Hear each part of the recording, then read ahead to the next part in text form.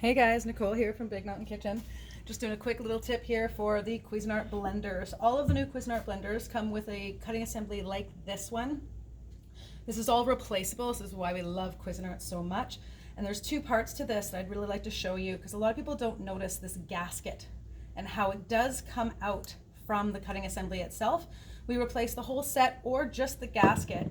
And it's important to be aware of how that sits in, because if that is not seated just right inside the blender when you go to reassemble it after cleaning, then you're going to have leaking in your blender, which you do not want to have. So righty.